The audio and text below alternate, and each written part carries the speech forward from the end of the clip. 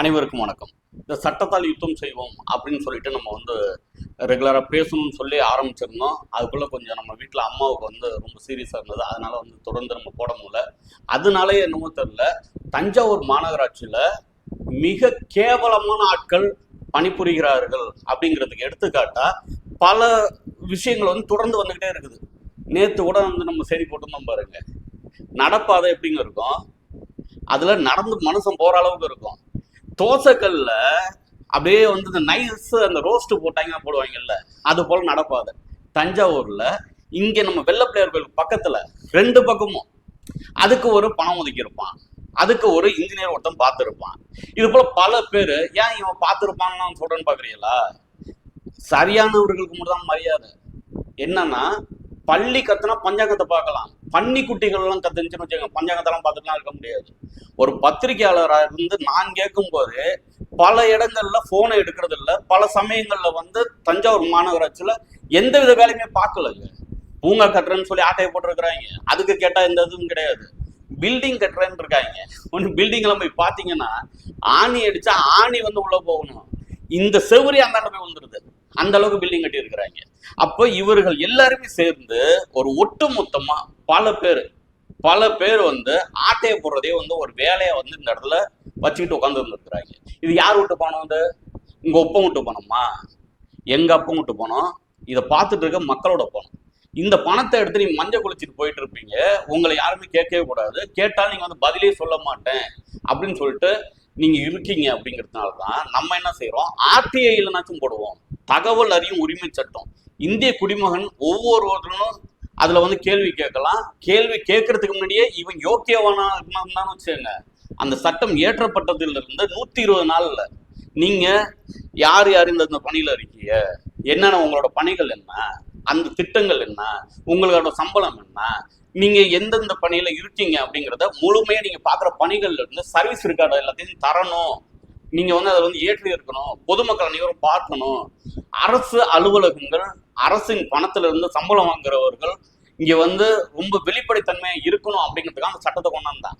இன்னைக்கு அதை இவங்க என்ன செய்யறாங்க, இந்த கழுதைக்கு பக்கத்துல எத்தனை ரூபாய் நோட்டு வச்சிருந்தாலும் அதுக்கு அந்த பணங்களை தெரியாம இப்ப காகிதம் திங்கும். அது போல திருட்டு பயல்களா இருக்கிற பல பய என்ன செய்யறான், என்னத்தான் ஆர்டிஐல போட்டு கேட்டாலும் எப்பா நான் உனக்கு தரேன், தகவல் தர இயலாது. எந்த சட்டத்துல இயலாது? இது சரியான ஆம்பளை எந்த சட்டத்தின்படி இயங்காது, தர இயலாது அப்படிங்கிறத நேரா நான் இப்ப சொல்றேன், இங்கே சவால் விட்டு சொல்றேன். உட்காந்து பேசுவோமா? பேச தயாரா இருக்கீங்களா? சும்மா நக்கல் பண்ணிக்கிட்டு உட்காந்துக்கிட்டு இது வரைக்கும் அரசியல்வாதிகள் ஊழல் பண்ணான்னு இருக்குது. இந்த அரசு ஊழியர்கள் பண்ற ஊழல் இருக்கு பாருங்க, உலகத்திலே மிகப்பெரிய ஊழல். அதனாலதான் கடைசியில எங்கேயாவது போய் நின்னுறீங்க. அங்க பென்ஷன் வர மாட்டேங்குது, பென்ஷன் வாங்கிட்டு நோய் இருக்குது. யார் விட்டு போனாண்டா? அதெல்லாம் நக்கல், இதெல்லாம் நக்கல் நையாண்டி. அது இல்லாம இப்ப இந்த சொல்லுவாங்கல்ல, இந்த ஏதோ மேயிறது நக்கிறதுக்கு எடுத்த மாதிரி அப்படிங்கிற மாதிரி இப்போ ஒண்ணு புதுசா ஒண்ணு வந்திருக்குது தஞ்சாவூர் மாநகராட்சி. அது உட்காந்துக்கிட்டு அது படுத்துற பாடு இருக்கு. எங்க அப்பா வரணும், இதுக்கு சரியான ஆளா இருந்தா நீங்க புகார் கொடு, நான் சந்திக்க தயாரா இருக்கிறேன். சட்டம் இங்க நீதிமன்றம் சொல்லுது உன்னோட சொத்துக்கள் மேற்கொண்டு வெளியில சொல்லணுங்குது. ஏன் சொல்லணுங்குது? நீ அப்பதான் ஆட்டையை போட்டு சம்பாதிச்சிட்டே இல்லைங்கிற தெரியும், அதுக்காக சொல்லுது.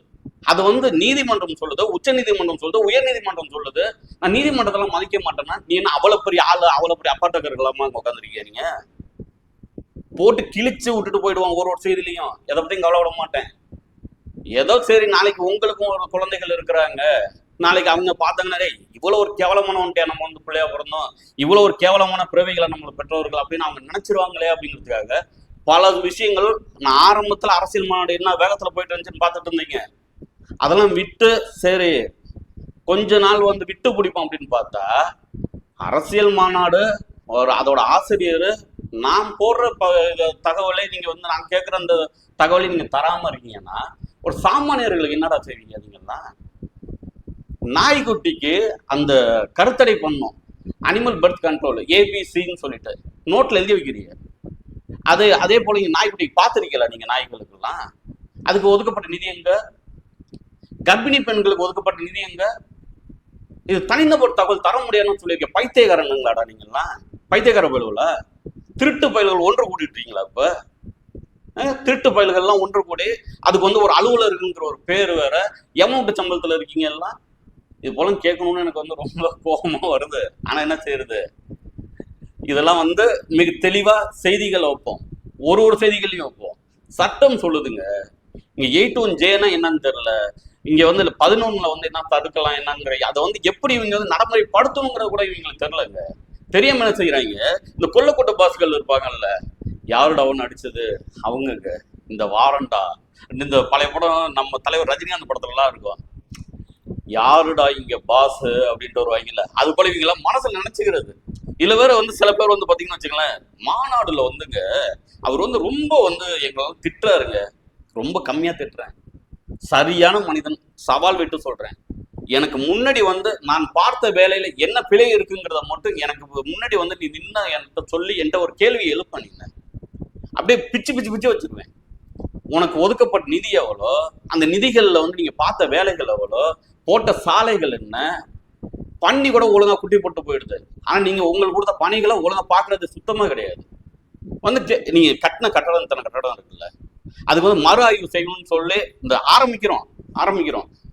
ஏன்னா இந்த நக்கல் பண்றாப்புல சில வேலைகள்லாம் பார்த்துட்டு இருக்க கூடாதுல்ல, எல்லாருமே அப்படியே போயிடுவாங்களா இருக்கு, இவனுக்கு இவ்வளவுதான் தெரியும் போல. இப்ப நீதிமன்றம், ஏன் நீதிமன்றம் உங்களுக்கு மட்டும் தான் இருக்கு, எங்களுக்குலாம் இல்லையா? ஏன் சட்டம் வந்து உங்களுக்கு மட்டும் தான் இருக்குதா, எங்களுக்குலாம் இல்லையா?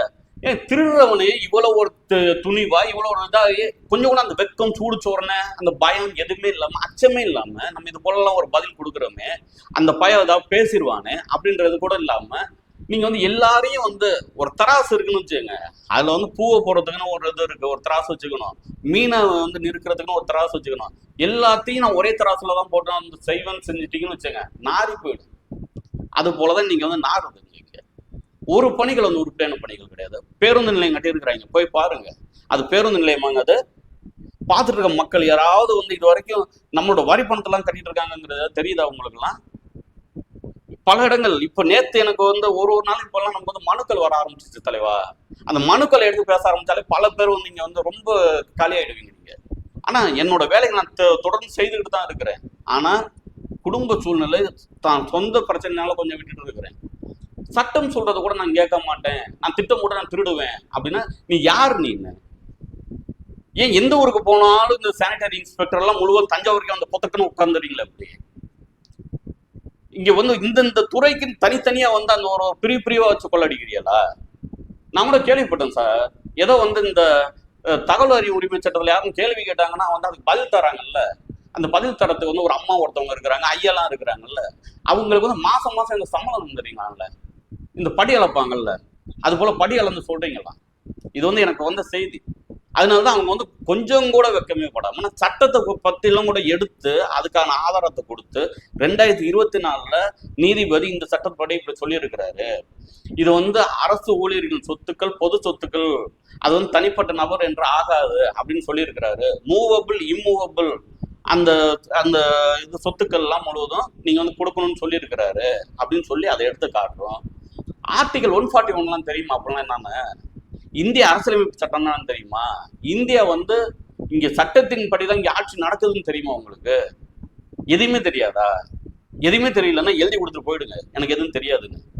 அதை விட்டுட்டு இங்க டெங்கு கிங்கு இங்க இப்ப காய்ச்சல் எவனுக்காக ஏதாவது ஒன்று ஆகட்டும், சும்மா எல்லார்ட்டும் இந்த தலையை சொன்னிக்கிட்டு இந்த 100 ரூபாய்க்கு வந்து காசை வாங்கிட்டு, 50 ரூபா காசை வாங்கிட்டு இருக்கிறதுலே மிக சிறப்பாக செய்தார்கள். நாயை பிடித்தார்கள், அவரை பிடிச்சி அமுக்குனார்கள். அப்பெல்லாம் வந்து பேசிட்டுலாம் இங்க உட்காந்துட்டு இப்ப செய்தி போட்டதுக்கு நான் வந்து அரசியல் மாநாடு நியூஸ் மீடியாவோ வச்சு நான் நடத்த வரல. நான் உன்ட்டு தலையை சொன்னிட்டு வந்து நிற்கிறதுக்கு நீ வழக்கு போடுறன்னா சந்தைக்கு தயாரா இருக்கிறாங்க.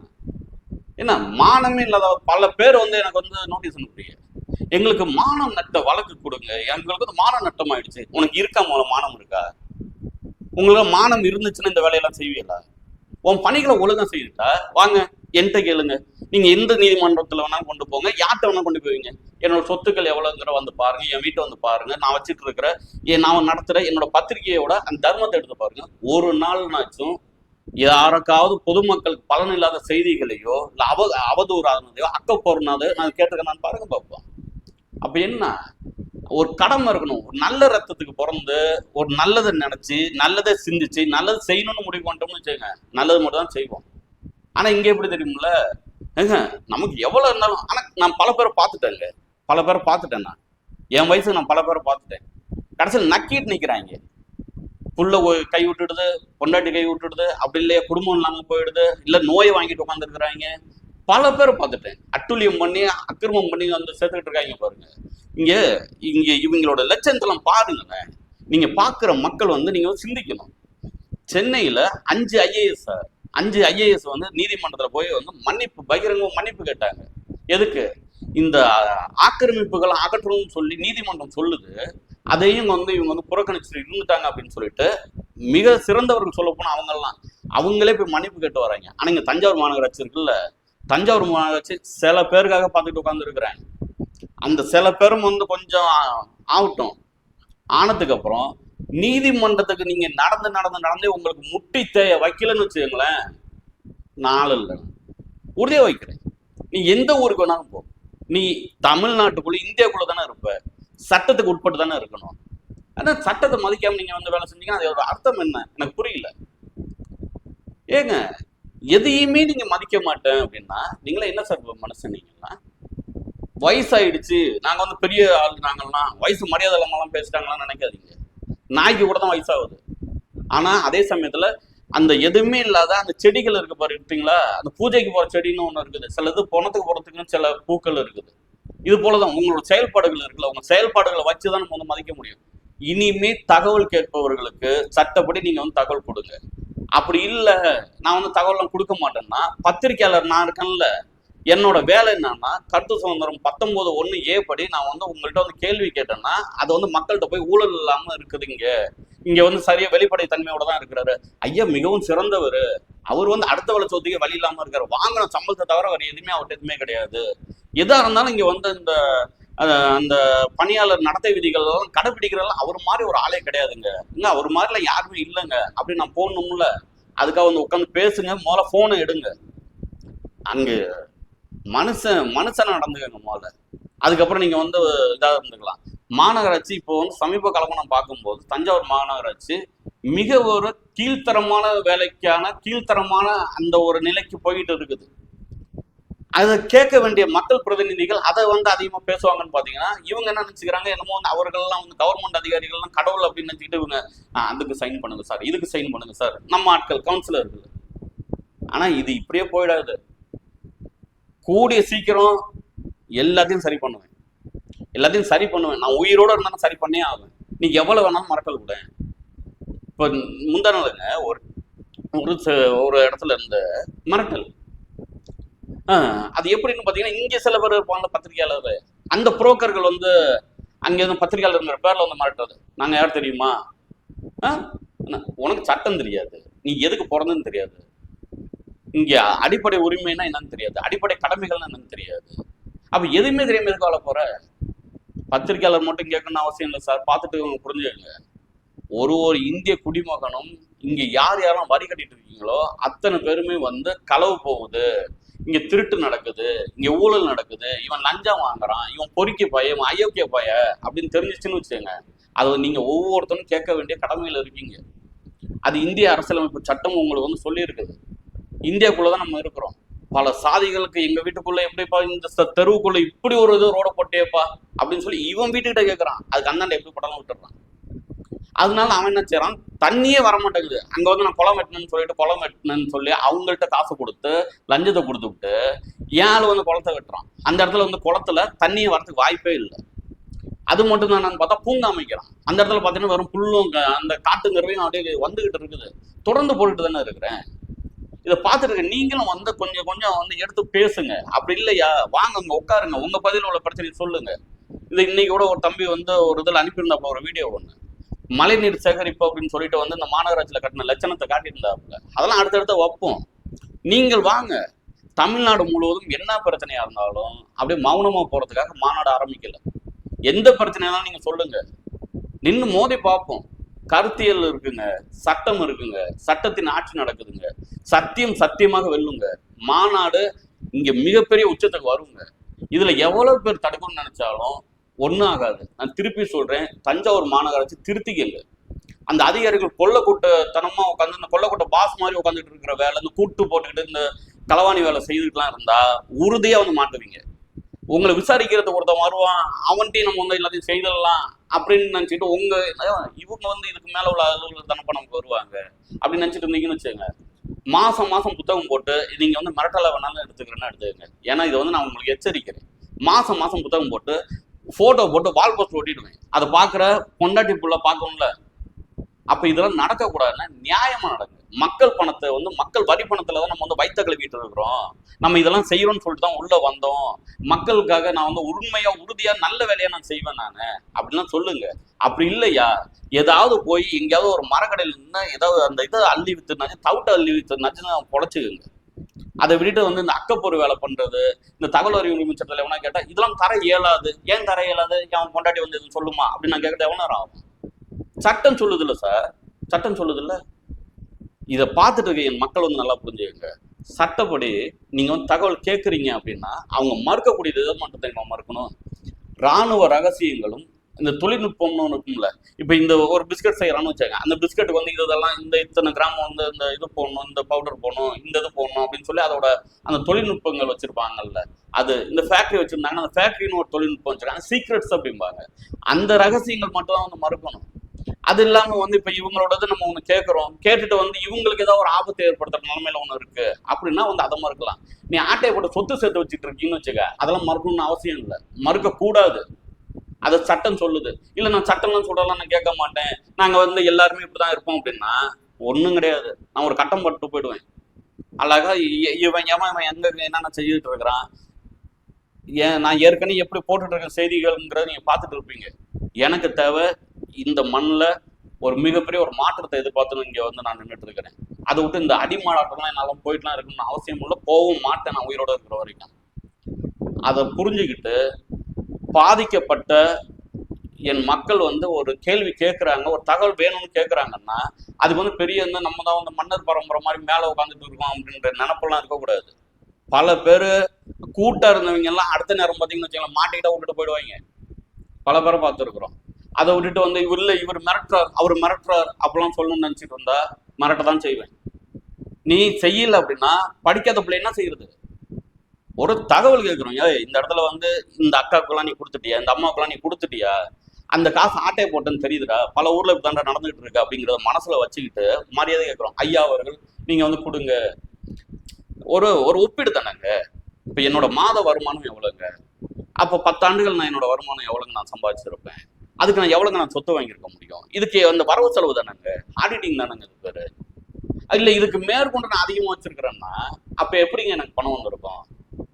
யாராவது எங்க அக்கா வீட்டு போனோம், என் அண்ணன் வீட்டு போனோம், என் தம்பி வீட்டு போனோம், என் மாமன் மச்சான் வீட்டு போனோம், என் வீட்டு பணத்தை வந்து ஆட்டையை போட்டிருப்பேன். அப்ப நான் கேட்காம ஒரு எவன் கேட்பான்? நான் கண்டிப்பா கேட்பேன், உறுதியா கேட்பேன். அதை விட்டு இந்த நக்கல் நீ வந்து நீ போடு, நின்று எனக்கு வந்து செய்திகள் நான் நியூஸ்ல நான் போடுறேன், இதை பத்தி நான் கவலைப்படல. ஆனா நான் பேசுறது முழுவதுமே என் மக்களுக்காக பேசுறேன். உங்களுக்கு ஆர்டிஐல ஏதாவது தகவல் வேணுமா, அது என்ன சொல்லியிருக்குன்னு தெரியணுமா, தாராளமா ஒரு மதிய நேரம் போல இல்லாட்டி வந்து எனக்கு ஒரு வாட்ஸ்அப்லனாச்சும் அனுப்புங்க. ஏன்னா இப்ப நேரம் அதிகமா இல்லை, இப்ப வெளியூர்கள் எல்லாம் கூப்பிட்டு இருக்காங்க, நம்ம வெளியில போயிட்டு இருக்கனால நம்மளால ஒன்னே பண்ண முடியல. அதே போல பல பகுதிகளில் பிரச்சனை இருக்குதா சொல்லுங்க, பயப்படாதீங்க. நம்ம என்னைக்கு கருவில் வந்தோமோ அன்னைக்கே நமக்கு வந்து என்னைக்கு நமக்கு உயிர் வந்துச்சோ அன்னைக்கே நமக்கு என்னைக்கு மரணம்ங்கிறது அது வந்து எழுதியிருப்பாங்க. இதை பல பேர் வந்து நம்ம பார்த்துருக்கோம். தங்க பசுமம் தின்னவங்க கூட வந்து பல ஆண்டுகள் பல ஆயிரம் ஆண்டுகள்லாம் வாழ்ந்தது கிடையாது. இந்த மண்ணில் பெரிய மன்னர்கள்லாம் ரொம்ப வருஷம்லாம் இருந்து அப்படியே பெருசாலாம் இருந்தது இல்லை. ஆனா இறந்ததுக்கு அப்புறம் அவனோட பேர் இருக்கிற அளவுக்கு இன்னைக்கு நம்ம ராஜராஜன் பேரை சொல்றோம் அப்படின்னா அவர் கோயில் கட்டி பல ஆண்டுகள் ஆனாலும் மக்களுக்கு கொடுத்துட்டு போயிருக்கிறாங்க. அது ஒரு மிகப்பெரிய ஒரு ஆவணம் நம்ம கையில இருக்கும், உலக அதிசயமா இருக்கு, நம்ம பெருமையா சொல்றோம். எப்பா நாங்கெல்லாம் வந்து ராஜராஜனோட பேரம்பா அப்படின்னு சொல்றோமே, இது போல ஊழல் செய்து மாற்றான்னு அவனோட பொண்டாட்டி புள்ள, அவன் அக்கா தங்கச்சி எங்க அண்ணன் தாங்க அந்த நல்லா மாட்டினார்ல, நிறைய வந்து வறண்டு வரல, அப்படிலாம் எங்க அண்ணன் தாங்க அப்படிலாம் சொல்ல முடியுமா? சொல்ல முடியுதா? அரசியல் மாநாடுகள் வச்சு நடத்துறோம் சார், மாநாடுங்கிற நியூஸ் மீடியா வச்சு நடத்துறோம் சார். எந்த அலுவலர்கள்ட்ட இருந்தாலும் எந்த அரசியல்வாதிகளா இருந்தாலும் நீங்க யாரா இருந்தாலும் அவங்க எண்ணுக்கு நானே தான் கூப்பிட்டு பேசுறேன். ஏன்? என்கிட்ட உண்மையும் நேர்மையும் இருக்கு, பயம் கிடையாது. ஒன்ட்ட வந்து உண்மை இல்லை நேர்மை இல்லை, செய்யறதெல்லாம் அயோக்கியத்தனம். கோர்ட்டு உத்தரவு போட்டு கொண்டாடும் அந்த கட்டடத்தை இடி அப்படின்னு சொல்லி.